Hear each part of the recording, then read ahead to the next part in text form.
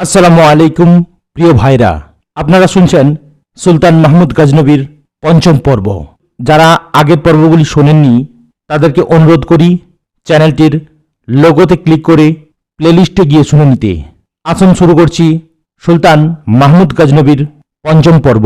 এই ঘটনার প্রায় এক বছর পর গজনীর শাসক আব্দুল মালিক মৃত্যুবরণ করলেন।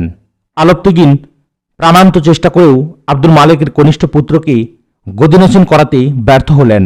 বড় ভাই মনসুরের বর্তমানে বাস্তবায়িত হল না তার এই স্বপ্ন। দুদিন পর সুবক্তগিন ৩০০ নির্বাচিত অশ্বারোহী সৈনিক নিয়ে গজনী উপস্থিত হল। সে দৃশ্যত ভাব দেখালো যে তারা বোখারার গভর্নরের পক্ষ থেকে নতুন গদিনসীনকে মোবারকবাদ জানাতে এসেছে। কিন্তু রাজপ্রাসাদে ঢুকেই তারা মনসুরকে গ্রেপ্তার করল আর তার সাথীরা পূর্ব নির্দেশনার মতো প্রতিরক্ষা বাহিনীর চৌকিগুলো নিয়ন্ত্রণ নিয়ে গজনী বাহিনীকে নিরস্ত্র করে ফেলল। পরিকল্পনার দ্বিতীয় পর্যায়ে দ্রুত বেগে আলবতগিন শহরের প্রধান প্রধান স্থাপনাগুলো দখল করে নিলেন। তিনি অগ্রভাগে সুবক্তগিনকে পাঠিয়ে বেশি সংখ্যক সৈন্য নিয়ে শহরের বাইরে অপেক্ষমান ছিলেন, যাতে প্রথম অপারেশনের পর দ্বিতীয় পর্যায়ে দ্রুততার সাথে সমাধা করা যায়। হাটে বাজারে অলিগলিতে প্রচার করা হলো যে জালেমদের শাসন শেষ, এখন থেকে ন্যায় ও ইনসাফ ভিত্তিক শাসন চলবে। আমরা আল্লাহর জমিনে আল্লাহর বিধান মতো শাসন কাজ চালাবো। প্রথম দিন থেকেই ইসলামী অনুশাসন চালু করা হলো। দিন যত যেতে লাগলো, মানুষ দেখতে পেল সত্যিকার অর্থেই জুলুম ও নিপীড়নের পরিবর্তে আদল ও ইনসাফ প্রতিষ্ঠা হয়েছে। মানুষের মন থেকে জুলুম অত্যাচারের আতঙ্ক দূর হয়ে গেছে। শাসকদের প্রতি মানুষের মনে ঘৃণার বদলে শ্রদ্ধা জন্মাতে শুরু করেছে। গজনীর অধিবাসীরা নতুন শাসকদের মোবারকবাদ জানালো হৃদয়ের সবটুকু শ্রদ্ধা উজাড় করে। ঐতিহাসিকদের মতে ৯৬২ ইংরাজি মোতাবেক ৬৫১ হিজরি সনে আলবতগিন গজনীর শাসন ক্ষমতা গ্রহণ করেন। তিনি সুবক্তগিনকে প্রধান উজির নিযুক্ত করেছিলেন, কিন্তু অল্পদিন পর তার জীবন প্রদীপ নিভে গেল। পরের বছরই তিনি ইন্তেকাল করেন।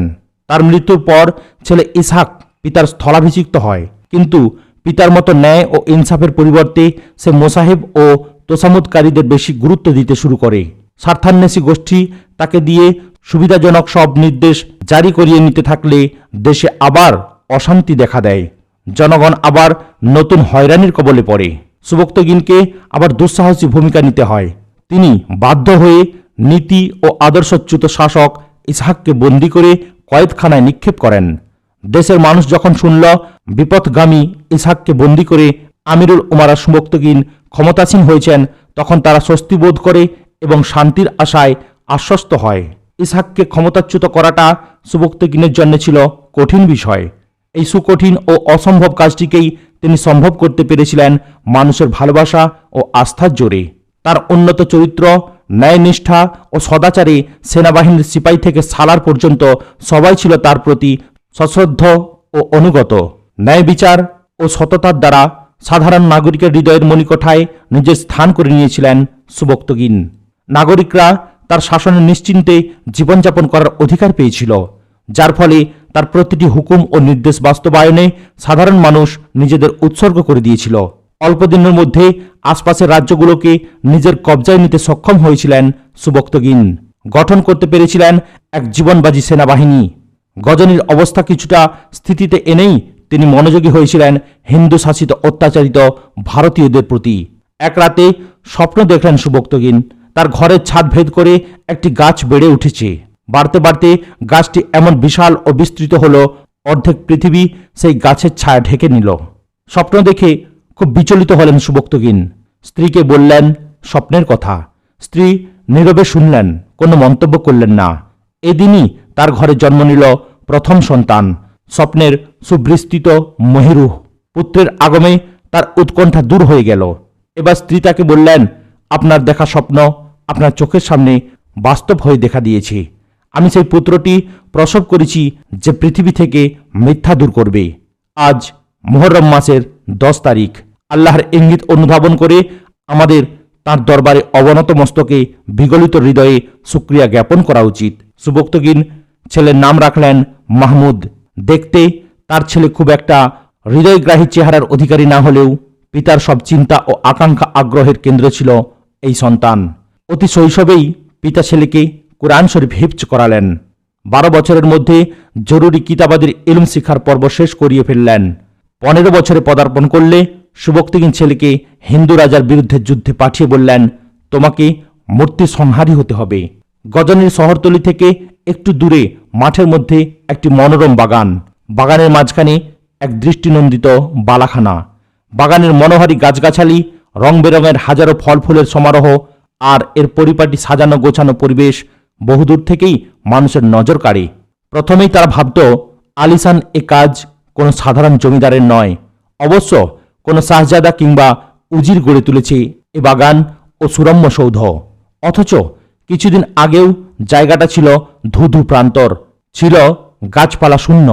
গজনীর মানুষ দল বেঁধে এই বাগান ও বালাখানা দেখতে যেত। পথিকরা এর সৌন্দর্যে মুগ্ধ হতো। পথিক এখানে এসে থমকে দাঁড়াতো। দর্শকদের মুখে সুবক্তিগিনের পুত্র মাহমুদের প্রশংসা ও গুণকীর্তন শুনে জনতা তার প্রতি আরও সশ্রদ্ধ হতো। এই বাগানবাড়ি অবকাশ কেন্দ্র মাহমুদ তার বাবা সুবক্তিগিনের অজ্ঞাতে তার মায়ের অনুমতি নিয়ে গড়ে তুলেছিল। মাহমুদ ছিল তার মা বাবার কদাকার ও বেঢপ চেহারার কাঙ্ক্ষিত পুত্র। মাহমুদের তুলনায় তার ছোট ভাই দৈহিকভাবে ছিল দারুণ আকর্ষণীয়। কয়েক বছর আগে মাহমুদ যখন মাকে বলেছিল সে একটি মনোরম বাগানবাড়ি বানাচ্ছে, একথা শুনে মা তার আপাদমস্তক নিরীক্ষণ করে কেঁদে ফেলেছিলেন। মায়ের চোখে পানি দেখে মাহমুদ বলল, মা, আমি যদি একথা বলে আপনাকে কষ্ট দিয়ে থাকি তাহলে আমাকে মাফ করে দিন, আমি আর বাগানবাড়ি বানাচ্ছি না। না বেটা, বাগানবাড়ি তোমাকে আমিই বানিয়ে দেব। তাহলে আপনার চোখে পানি কেন? বেটা, আমার মনে পড়ছে সেই স্মৃতি। তোমার বাবার সাথে তখন আমার বিয়ে হয়নি। আমি ছিলাম এক বড় কর্মকর্তার বাগদত্তা, কিন্তু তোমার বাবার প্রতি আমার মনে প্রচণ্ড টান অনুভব করেছিলাম। আমি তার প্রতি দুর্বল হয়ে পড়েছিলাম। আমি বাগদত্তাকে এজন্য পছন্দ করতে পারছিলাম না। সে আমাকে হেরেমের 4 দেয়ালে বন্দি রাখতে চেয়েছিল। সে হেরেমের সৌন্দর্য বর্ধনের সামগ্রী মনে করত নারীকে। আমার ঘুরে বেড়ানো, ঘোড়ায় সওয়ার হওয়া ও সাঁতার কাটায়ও তার ছিল চরম আপত্তি। আমি নিজেকে হেরেমের শোভা মনে করে রাখতে মোটেই প্রস্তুত ছিলাম না। আমি তোমার আব্বাকে বলেছিলাম আমি এমন স্বামী চাই যে আমার সাথে ঘোড়া দৌড়াবে, নদীতে সাঁতার কাটবে। আমি তোমার আব্বুকে বলেছিলাম হেরেমের রক্ষিতা নারীদের গর্ভজাত সন্তান কখনো ইসলামের প্রহরী হয় না। আমি এমন ছেলের মা হতে চাই যে সুদূর ভারত পর্যন্ত ইসলামের পয়গাম প্রচার ও ইসলামী সালতানাত সম্প্রসারিত করবে। মোবাইল লীগের বেশে নয়, বিজয়ী সুলতান বাহাদুর হিসেবে, শুধু কূটনীতির বলে নয়, তরবারির জোরে। তোমার আব্বু হেসে বলেছিলেন, তোমার মতো আমার আম্মুও এই কথাই বলতেন, কিন্তু আমি তো দাসদাসীর হাটে বিক্রি হওয়া এক গোলাম। তোমার আব্বুকে আমি বলেছিলাম ইসলামের অতন্ত্র প্রহরী তোমার মতো কর্তব্যনিষ্ঠ গোলামরাই হতে পারে। দৌলতওয়ালা আমির উমারা শ্রেণী ইসলামের রক্ষক হবে তো দূরে থাক, ইসলামকে তারা ডুবাচ্ছে। দেখো না, আমার আব্বাও তোমার মতো হাটে গোলাম হিসেবে বিক্রি হয়েছিলেন, কিন্তু তিনি নিজের কর্মনিষ্ঠা ও চেষ্টায় আজ বোখারা শাসক পদটি অলঙ্কৃত করে আছেন। আরও একটি কথা আমি তোমার আব্বুকে বলেছিলাম আমি যে মহানায়কের কথা ভাবি সেই সন্তান তোমার ঔরসে আমার গর্ভে সঞ্চারিত হোক, তা আমি একান্তভাবে কামনা করি। আমি সেই কাঙ্ক্ষিত সন্তানের গর্বিত মা হতে চাচ্ছি। তোমার আব্বুর প্রতি আমার এই আকর্ষণ ও ভালোবাসায় বিন্দুমাত্র যৌবনের তাড়না আর কৈশোরের উন্মাদনা ছিল না, ছিল নির্ভেজাল পবিত্র আকাঙ্ক্ষার, হৃদয়তন্ত্রে ছেঁড়া যন্ত্রণার জীবন্ত ছবি আঁকার এক বিনীত নিবেদন। আমার মনের গহীনে আশৈশব লালিত স্বপ্নের বাস্তব চিত্র দেখতে মনটা বেকারার ছিল। আল্লাহর ইচ্ছায় ও তোমার আব্বার দূরদর্শিতায় আমার সাথে তার বিয়ের সব বাধা অল্পতে দূর হয়ে যায়। দাসের হাটে বিক্রিত গোলাম সুবক্তগিন একদিন গজনী সুলতান হিসেবে আমার আব্বার স্থলাভিষিক্ত হলেন। তোমার আব্বুকে আল্লাহ তাআলা বিস্ময়কর এক স্বপ্ন দেখালেন। এর পরদিনই তুমি জন্মগ্রহণ করলে। আমি তাকে বললাম, আপনার গতকালের স্বপ্নের ব্যাখ্যা আজ মূর্তি না হয়ে আমার কোলে ঘুমিয়ে আছে। সেদিন ছিল আশুরা, 10ই মুহররম। তোমার আব্বুকে আমি বললাম, আজ 10ই মুহররম, ইতিহাসের বহু শ্রেষ্ঠ ঘটনা আজ ঘটেছে। আমার এই ছেলের জীবন কাহিনীও ইতিহাসের পাতায় স্বর্ণাক্ষরে লেখা থাকবে। আপনি বিশ্বাস করুন, আমি সেই বাহাদুর কাঙ্ক্ষিত ছেলের জন্ম দিয়েছি যে পৃথিবীতে ইসলামের ঝান্ডা বুলন্দ করবে, বাতিল ধ্বংস করবে, মূর্তি সংহারী হবে। মা, এসব কাহিনী এর আগেও আপনি আমাকে শুনিয়েছেন, কিন্তু আজ আপনি এত আবেগপ্লুত কেন? বাবা, আমার চোখ থেকে আজ পানি ঝরছে এই আশঙ্কা করে যে তোমার মন যেন বিলাস ব্যসন, আরাম আয়েশ, সুন্দর বাগান আর অট্টালিকার প্রতি আকৃষ্ট না হয়ে পড়ে। তুমি শাহজাদা হলেও আমি চাই তোমার আকর্ষণ থাকবে ময়দানে, যুদ্ধে, পাহাড় মরুর কঠিন রণক্ষেত্রে। আমি তোমাকে এই কথাই স্মরণ করিয়ে দিতে চাই, প্রাসাদ সরগরম ও সুসজ্জিত করার জন্যে তোমার জন্ম নয়। তুমি দুনিয়াতে এসেছ ময়দানে লড়াই করতে। বাগান বাড়ি গড়ে তোলায় আপত্তি নেই, আমি তার সব ব্যবস্থা করে দিচ্ছি। ভবিষ্যতে যুদ্ধ শেষে যখন ক্লান্ত হয়ে গজনি ফিরবে, তখন এখানে তুমি আরাম করবে। আমার কাম্য এটাই। মায়ের অনুমতি ও সহায়তায় বাগানবাড়ি তৈরি শুরু করে দিল মাহমুদ।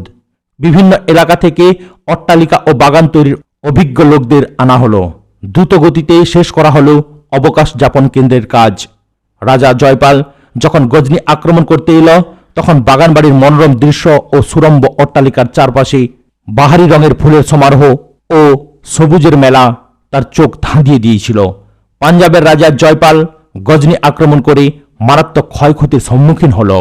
সুবক্তগিনের বাহিনী আগাম খবর পেয়ে শহরের বাইরেই রাজার বাহিনীকে মোকাবেলায় বাধ্য করে। জয়পালের বাহিনী গজনি অবরোধের সময়টুকু পায়নি। জয়পালের সাথে সুলতান সুবক্তগিনের কঠিন লড়াই হলো, কিন্তু জানবাজ সুবক্তগিনের সেনাবাহিনী মৃত্যুকে আলিঙ্গন করে বিশাল সমরসজ্জাকে গুঁড়িয়ে দেয়। ডজন ডজন হাতি, হাজারো অশ্বারোহী যোদ্ধা ও তোপ কামানের সহযোগিতা নিয়েও গজনি সুবক্তগিনের রণকৌশলের কাছে শোচনীয়ভাবে পরাজিত হয়ে পালাতে বাধ্য হয় জয়পাল। সুবক্তগিনের আশাতীত এই বিজয়ে এত বিপুল পরিমাণ মালে গনিমত হস্তগত হয় যে জয়পালের রেখে যাওয়া হাতি, অসংখ্য ঘোড়া ও মাল আসবাব গোছাতে 15 দিনেরও বেশি সময়ের প্রয়োজন হয়। বিজয়ী সুবক্তগিন যুদ্ধ শেষে গজনি ফিরে এলে মাহমুদ তাকে জানালো তার অবকাশ কেন্দ্রের কাজ শেষ হয়েছে। মনোরম বাগানবাড়ি দেখে আপনি অবশ্যই মুগ্ধ হবেন। আব্বু, আপনি কি একবার বাগানবাড়িটি দেখতে যাবেন? আরজ করল মাহমুদ। মাহমুদের মা সুবক্তগিনকে বাগানবাড়ি সম্পর্কে আগেই অবহিত করেছিল। পিতা ভেবেছিলেন খেয়ালের বশে ছেলে হয়তো কিছু গাছগাছালি রোপণ করে ওখানে একটি ছোট্ট ঘর তৈরি করেছে, কিন্তু মাহমুদের আবেদনের প্রেক্ষিতে বাগান দেখতে গিয়ে তিনিও বিস্মিত হলেন।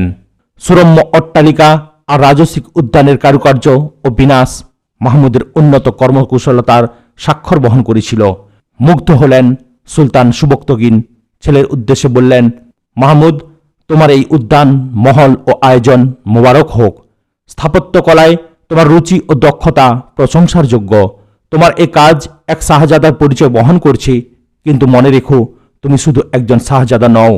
তোমাকে আমি ইসলামের তরে নিবেদিত প্রাণ সৈনিক হিসেবে দেখতে চাই। তুমি মামুলি কোনো রাজকুমারও নও, এক মুসলিম যোদ্ধার ঔরসজাত সন্তান। তুমি ভুলে যেও না, প্রকৃতপক্ষে তুমি নগণ্য এক গোলামের ছেলে। আল্লাহ তাআলা মেহেরবানি করে তোমার বাবাকে গজনির সালতানাতের আসনে অভিষিক্ত করেছেন। সেই সাথে জন্মসূত্রে এক মহান দায়িত্ব আমাকে বহন করতে হচ্ছে, যা আমার বাবার সাথে বিয়ে হওয়ার অনেক আগে থেকেই আমার মা বহন করেছিলেন। এই গুরুদায়িত্ব জাগতিক সবকিছুর চেয়ে আমার কাছে বেশি প্রিয়, বেশি গুরুত্বপূর্ণ। আমি আল্লাহর কাছে কৃতজ্ঞ যে আল্লাহ তাআলা এই মহান কর্তব্য পালনের দায়িত্ব আমার ও আমার উত্তরসূরিদের কাঁধে ন্যস্ত করেছেন। তোমার মা ও আমার মুখে বহুবার তুমি শুনেছ যে তোমার জন্ম অন্য সাধারণ শাহজাদাদের মতো আদৌ মামুলি নয়। তোমার জন্মের ইঙ্গিত তোমার দাদু ও তোমার দাদি বহু পূর্বে আন্দাজ করতে পেরেছিলেন, কিন্তু 3 পুরুষ ধরে আমার বাপদাদা তোমার আগমন আকাঙ্ক্ষায় ধীর অপেক্ষায় সময় কাটিয়েছেন। আমাদের বিশ্বাস ও আশা তুমি মূর্তি সংহারী রূপে ইসলামের ঝান্ডাবাহী শাসক হিসেবে বিশ্বজোড়া খ্যাতি বয়ে আনবে। আব্বু, আপনি বলছেন যে এই সুরম্য অট্টালিকা আর হৃদয় করা বাগানবাড়ি তৈরি করা আমার উচিত হয়নি? একটু ম্লান মুখে বলল মাহমুদ। না মাহমুদ, এই বাগানবাড়ি তৈরি করা তোমার উচিত কি উচিত নয় সে ভিন্ন কথা। আমি তোমাকে বোঝাতে চাচ্ছি, যে কোনো সম্পদশালী লোকের পক্ষেই এমন প্রাসাদ ও উদ্যান তৈরি খুব সহজ, কিন্তু তোমার কাঁধে যে গুরুদায়িত্ব অর্পিত রয়েছে তা যে কারো পক্ষে পালন করা সম্ভব নয়। রাজা বাদশাহ ও শাহজাদারা উঁচু প্রাসাদ, মহল, অট্টালিকা ও স্মৃতিস্মারক এজন্যই তৈরি করে যে মানুষ তাদের দীর্ঘদিন মনে রাখবে। কিন্তু মনে রেখো, ইট পাথরের এসব দালান কোঠা চিরস্থায়ী নয়। মাটির উপরে নয়, মানুষের হৃদয়ে এমন স্মৃতিসৌধ নির্মাণ করো যার জন্য মানুষ তোমাকে অনাদিকাল স্মরণ করবে। ইতিহাসের পাতায় তোমার কীর্তি চিরদিন জীবন্ত হয়ে বিরাজ করবে। চার দেয়ালে ও ইট পাথরের দালানে নিজের জীবনকে আবদ্ধ করো না। নিজের মেধা ও কর্ম দিয়ে ইতিহাসের পাতা দখল করে রাখো। নিজের নাম এমনভাবে প্রতিষ্ঠিত করো যা কোনোদিন ম্লান হবে না, রং হারাবে না, নষ্ট হবে না। মানুষ তোমাকে শ্রদ্ধা ভরে স্মরণ করবে চিরকাল। মাহমুদ, সম্পদের প্রাচুর্য, সুন্দরী নারী আর সুরম্য প্রাসাদ সৎ নেতৃত্বের জন্য বড় বাধা, মানুষের বড় দুর্বলতা। এসবের মধ্যে কেউ নিজেকে আটকে ফেললে সে ভোগবিলাসিতার শিকলে বাঁধা পড়ে যায়, সে শয়তানের ক্রীড়নকে পরিণত হয়। এখন তুমি পূর্ণ যুবক, তারুণ্য ও যৌবনের মিলন মোহনায় তুমি উপনীত। এ এক কঠিন ক্রান্তিকাল। অধিকাংশ মানুষ এই সময়ে লক্ষ্যচ্যুত হয়, জীবন ও কর্মের পরিণতি ভুলে যায়। তুমিও যদি এ সময় আরাম আয়েশ, রঙিন স্বপ্ন ও বিলাসিতায় গা ভাসিয়ে দাও, ভোগের গভীরে নিজেকে তলিয়ে দাও, তবে সেখান থেকে ফিরে আসা আর সম্ভব নয়। বিলাসী শরীরের তন্ত্রীগুলো মরে যায়। এই মরা মানুষ দিয়ে কি পৃথিবীর ইতিহাস গড়া যায়? এজন্য প্রয়োজন ত্যাগী মানুষ, জীবন্ত মানুষ। তোমাকে আমি আদর্শ মানুষ রূপে দেখতে চাই। এসব কথা শুনে মাহমুদ বলল, আব্বু, আপনি আমাকে ওই বাগান বাড়িতে আর দেখবেন না। আমি আমার পূর্বসূরিদের উত্তরাধিকার কখনো বিস্মৃত হব না। আমার হৃদয়ে এ কথা গেঁথে নিয়েছি, আমি ময়দানের লোক, রণাঙ্গনের লড়াকু সৈনিক, যুদ্ধক্ষেত্র আমার আসল ঠিকানা। তুমি যদি ইসলামের ঝান্ডা বুলন্দ করতে গিয়ে লড়াই করে শাহাদত বরণ করো, তবে আমি তোমার তৈরি উদ্যানে তোমাকে সমাহিত করব। তোমার কবরের চারপাশে বাহারি রঙের অগণন ফুলের সমারোহ ঘটাবো। এই বাহারি বাগানে চিরসুখে শুয়ে থাকবে। এ বাগান হবে তোমার চির সুখনিদ্রার ঠিকানা। পিতার উপদেশ ও অর্পিত দায়িত্ব যথাযথ পালন করেছিলেন শাহজাদা। সুবক্তগিনের কথা অক্ষরে অক্ষরে প্রতিফলিত হয়েছিল তার জীবনে। 17 বার ভারত আক্রমণের স্মৃতিবাহক 17 স্তম্ভের এখন আর কোনো খোঁজ নেই। সুলতান মাহমুদের বাগান বাড়িরও কোনো হদিস নেই। কিন্তু ইতিহাসের পাতায় জীবন্ত হয়ে আছে সুলতান মাহমুদ ও তার ঐতিহাসিক ভারত অভিযান। এখনও পৌত্তলিক হিন্দুদের কাছে, মূর্তি পূজারীদের কাছে সুলতান মহাতঙ্ক, মূর্তি সংহারী, বিজয়ী অবয়ব। পৃথিবীর মানুষ তাকে স্মরণ করবে চিরকাল। কিছুদিন আগে রাজা জয়পাল যখন পেশোয়ার হয়ে গজনির দিকে যাচ্ছিল, তখন তার রাজকীয় জৌলুস ও জাঁকজমক দেখে পাহাড় নদীও যেন কুর্নিশ করে তার চলার পথ করে দিত। সাধারণ মানুষ জয়পালের হস্তি বাহিনী ও বিশাল অশ্বারোহী সৈন্যদের দেখে ভয়ে দূরে চলে যেত। আর আজ গজনি থেকে পালিয়ে আসা রাজাকে দেখে পেশোয়ারের প্রজারা বিস্মিত হল। তারা চিনতেই পারছিল না এ লোক কি তাদের রাজা, না এটা রাজার প্রেতাত্মা। রাজার বিশাল সামরিক বাহিনী বিক্ষিপ্ত ছিন্ন ভিন্ন হয়ে বেহাল অবস্থায় ফিরে আসে। যেসব হাতি রণসাজে মাথা উঁচু করে যুদ্ধযাত্রা করছিল, সেগুলোর মাথা ছিল ক্ষতবিক্ষত, অবনমিত। এদের চলার গতি দেখে মনে হচ্ছিল এরা মুখ থুবড়ে মাটিতে পড়ে যাবে এখনই। পেশোয়ারের রাজপ্রাসাদে রাজাকে অভ্যর্থনা জানাতে নাকারা বেজে উঠল। দুই সারিতে নিরাপত্তারক্ষীরা দাঁড়িয়ে গেল দুপাশে। রাজা ক্ষুব্ধ কণ্ঠে বলল, এসব বাদ্যবাজনা বন্ধ করো। একান্ত রক্ষীদের একজনকে বলল, পণ্ডিত দুটোকে এক্ষুনি আমার সামনে হাজির করো। পেশোয়ার রাজমহলে নেমে এলো মৃত্যুর বিভীষিকা। রাজমহলের বাসিন্দারা যেন সব মৃতবৎ। কারো মুখে টু শব্দটি নেই। মাত্র 2-3 জন হাঁক ডাক করছিল। পণ্ডিত কোথায়?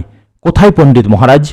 রাজা একটি বদ্ধ কক্ষে রাগে, ক্ষোভে, অপমানে, আত্মগ্লানিতে টলছিল। নিজের উরুতে নিজেই থাপ্পড় মারছিল আর দুহাত কচলাচ্ছিল। কখন দু পণ্ডিত তার খাস কামরায় প্রবেশ করে হাত জোড় করে দাঁড়িয়েছে, সেদিকে তার বিন্দুমাত্র খেয়াল নেই। সবচেয়ে বড় পণ্ডিত বাটানটায় থাকত। রাজা যখন গজনি আক্রমণের উদ্দেশ্যে অগ্রসর হয়, তখন পণ্ডিত মহারাজও লাহোর আগমন করে। এই পণ্ডিতই রাজাকে গজনি অভিযানের শুভক্ষণ বলে দিয়েছিল। পণ্ডিতরা রাজাকে এই নিশ্চয়তাও দিয়েছিল যে পৃথিবীর কোনো শক্তি তার বিরুদ্ধে দাঁড়াতে সক্ষম হবে না। রাজার বিজয় অবশ্যম্ভাবী। মহারাজ, আমরা আপনার দরবারে হাজির হয়েছি, বলল বড় পণ্ডিত। চকিতে রাজা ঘুরে দাঁড়ালো। তার চেহারা অপমান, ব্যর্থতা আর ক্ষোভে পাণ্ডুর। গোস্বায় তার চোখ দুটি দিয়ে যেন আগুন ঠিকরে বেরুচ্ছে।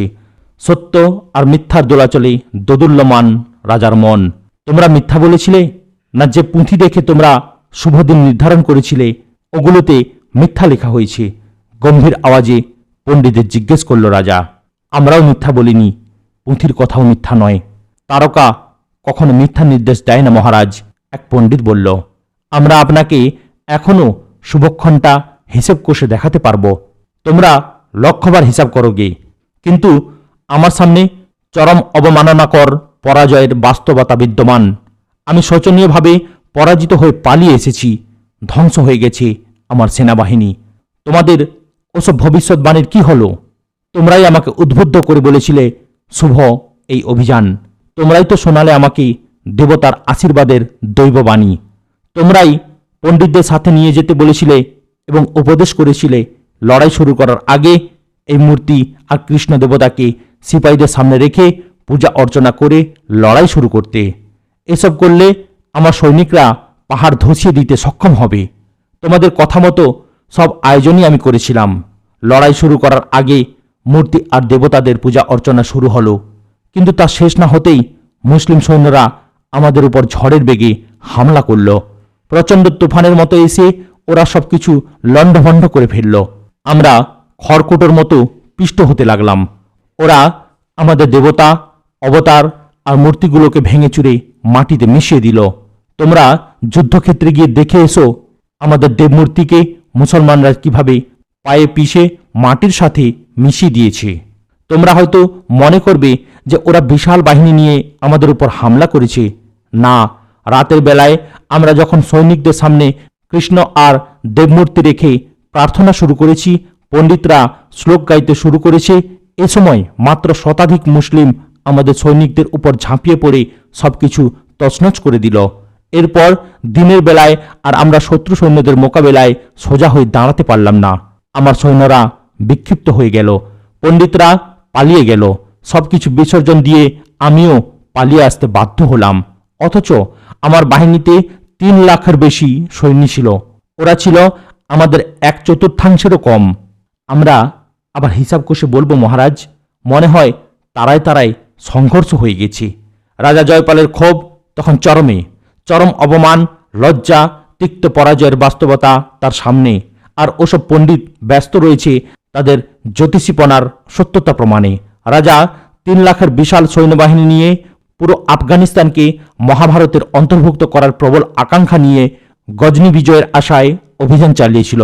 তার স্বপ্ন ছিল মহাভারতের সীমানার মধ্যে সে হিন্দুকুশ পর্বতমালাকেও অন্তর্ভুক্ত করবে। কিন্তু রূঢ় বাস্তবতা হল বিরাট সেনাবাহিনীকে সে সুবক্তগিনের মর্জি আর কৃপার সামনে ত্যাগ করে এসেছে। নিজের অবস্থাও ছিল শোচনীয়। পেশোয়ার পৌঁছার আগ পর্যন্ত পিছন ফিরে দেখার সাহসটুকু সে হারিয়ে ফেলেছিল। তার জন্যে আরও বিপর্যয়কর বিষয় হল সে শুধু তার নিজের সৈন্য নিয়ে গজনি যায়নি, বিজয় নিশ্চিত করার লক্ষ্যে আশপাশের আরও 5-6টি রাজ্যের সৈনিকদেরও সঙ্গী করেছিল। সেসব রাজার কাছে মুখ রক্ষার কিছুই আর জয়পালের অবশিষ্ট থাকল না। এছাড়া তৎকালীন ভারতে রেওয়াজ ছিল কোনো রাজা যদি পরপর 2 বার শত্রুবাহিনীর কাছে পরাজিত হয় তবে তাকে ক্ষমতা ছেড়ে দিতে হতো। রাজা জয়পালের পরাজয়ের সংখ্যা সেই মাত্রা অতিক্রম করে ফেলেছে। এখন তার পক্ষে সিংহাসনে টিকে থাকার প্রশ্নটি বড় হয়ে দেখা দিয়েছে। অন্যান্য রাজারা চাপ দিলে ছেলের হাতে রাজক্ষমতা ত্যাগ করা ছাড়া আর কোনো উপায় নেই। জয়পালের ছেলে আনন্দপাল তখনও কিশোর। সুবক্তগিন যেমন মাহমুদকে যুদ্ধ কৌশলে দক্ষরূপে গড়ে তুলেছিলেন, তেমনি আনন্দপালকেও রণবিদ্যার বহু কৌশল রপ্ত করিয়েছিলেন। কিন্তু আনন্দপালের রাজ্যপাট সামলানোর মতো বয়স হয়নি।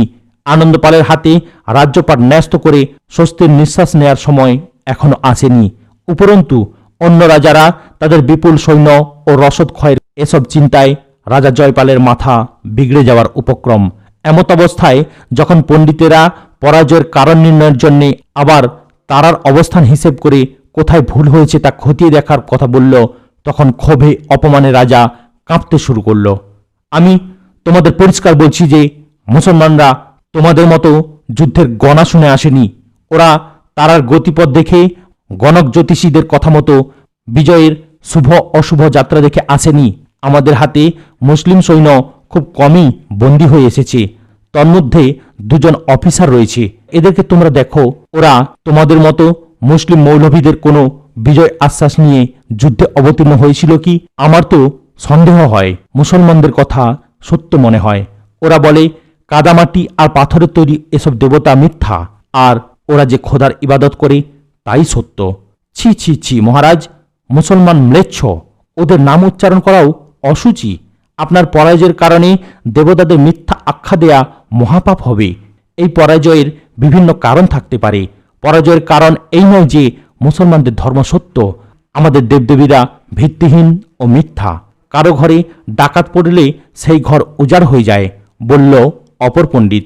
কিন্তু এর অর্থ এই নয় যে ডাকাতদের খোদা সত্য আর লুণ্ঠিতদের খোদা মিথ্যা। আমি তো আমার ধর্মকে সত্য জেনেই মুসলমানদের দেশে এই সত্য ধর্মকে বিস্তৃত করতে চেয়েছিলাম। দেবতারা আমাকে কেন সহায়তা করল না? মুসলমানরা আমাদের দেবতাদেরকে টুকরো টুকরো করে উপহাসে মেতে উঠল। এসব কি সহ্য করার মতো? বলল রাজা জয়পাল। মহারাজ, আমাদেরকে আবার যাচাই করে দেখার সুযোগ দিন। আমি আবার তোমাদের গণনা যাচাই করে দেখার সুযোগ দিচ্ছি। কথা বলে রাজা জয়পাল গমনোদ্যত পণ্ডিতদের বলল, তোমরা একটু বসো। আমি মুসলিম কয়েদিদেরকে তোমাদের সামনে হাজির করছি। রাজা তার খাস কামরায় ঝুলানো ঘণ্টা বাজালো। এক দারোয়ান ভেতরে প্রবেশ করলে রাজা 2-3 জন সিনিয়র জেনারেলের নাম বলে দারোয়ানকে হুকুম দিলেন, বিশেষ কামরায় বন্দি 2 জন কয়েদিকে নিয়ে জেনারেলদের এখানে হাজির হতে বলো। রাজা জয়পাল সিংহাসনে সমাসীন। দরবারের দস্তুর মতো 2 পণ্ডিত রাজার ডান পাশে এবং তাদের পাশে 2 জেনারেলকে বসানো হলো। সুদর্শন সুগঠিত দেহ দীর্ঘকায় 2 জন বন্দীকে ভেতরে আনা হলো। তাদের হাতে হাত করা, পায়ে ডান্ডা বেড়ি বাঁধা। কয়েদি হলেও তাদের চেহারায় আভিজাত্যের ছাপ পরিস্ফুট। তারা নিরুদ্বিগ্ন, কোনো ধরনের ভীতির ছাপ নেই তাদের চেহারায়, কেননা তারা বিজয়ে গর্বিত। তারা সুলতান সুবক্তগিনের বাহিনীর সৈনিক, পদবিতে কমান্ডার। তারা শেষ যুদ্ধে রাতের আঁধারে দুঃসাহসিক গেরিলা হামলা করে শত্রুপক্ষের বুহে ঢুকে পড়ে গ্রেপ্তার হয়েছিল। এদের সেনারা শত্রুপক্ষের বহু ক্ষয়ক্ষতি করতে সক্ষম হয়েছিল বটে, কিন্তু তাদেরও কুরবানি দিতে হয়েছে প্রচুর। রাজা জয়পালের দরবারে এক লোক গজনির ভাষা জানত। রাজা তার সহায়তায় বন্দীদের সাথে কথা বলল। আমি তোমাদের কাছে যুদ্ধের কোনো গোপন কৌশলের কথা জিজ্ঞেস করব না। তোমরা শুধু আমাকে কথা বলবে, যুদ্ধযাত্রার আগে সুলতানকে কোন দিন যাত্রা করলে শুভ হবে, তারার অবস্থান গুণে তোমাদের মৌলভী কিংবা জ্যোতিষীরা কি এরূপ কিছু বলে? না, আমাদের ধর্মীয় গুরুরা এসব কিছু বলেন না, বলল নিজাম আউরিজি নামে বন্দি কমান্ডার। আমরা ধর্মের বিরুদ্ধে চক্রান্তকারীদের মোকাবেলায় লড়াই করি। আমাদের শত্রু আপনারা, খ্রিস্টান ও ইহুদিরা। আমাদের স্বধর্মীয় লোকদের মধ্যেও আমাদের শত্রু রয়েছে।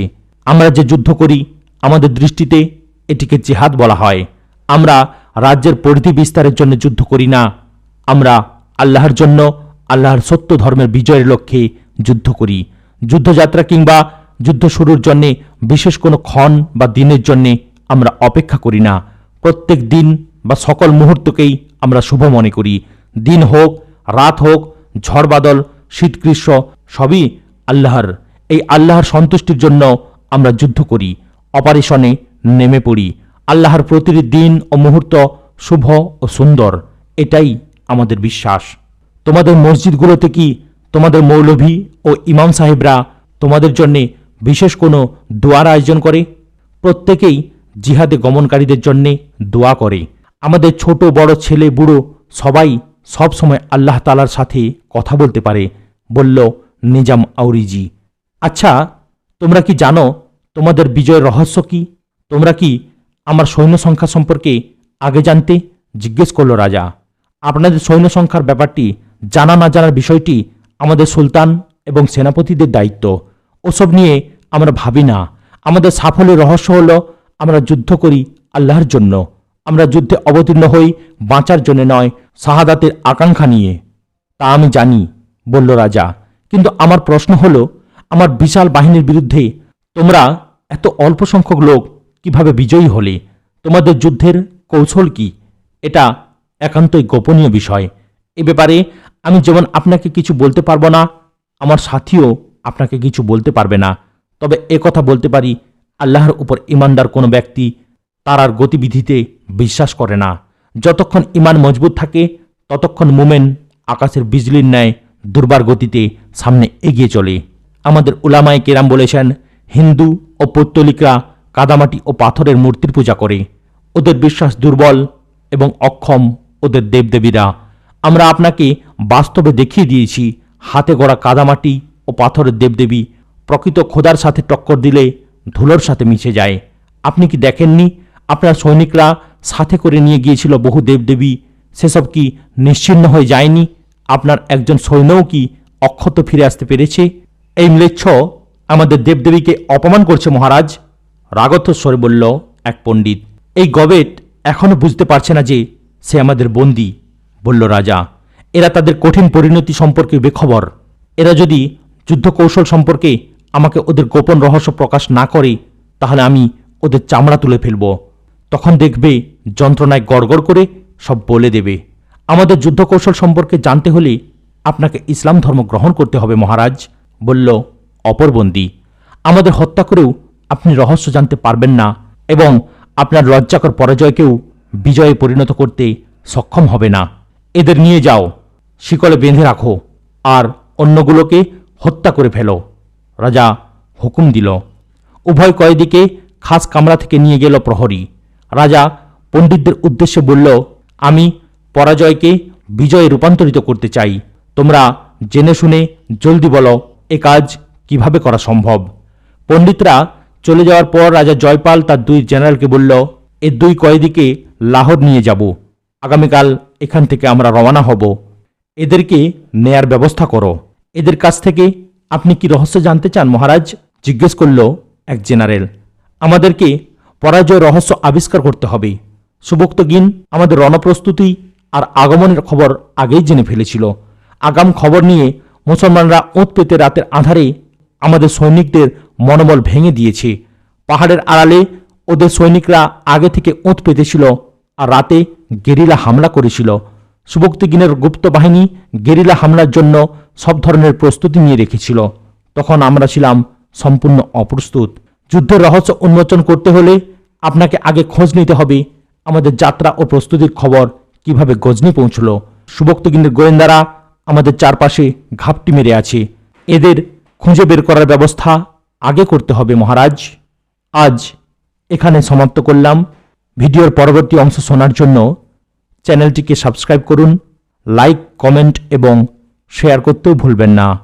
আসসালামু আলাইকুম ওয়া রাহমাতুল্লাহি ওয়া বারাকাতুহু।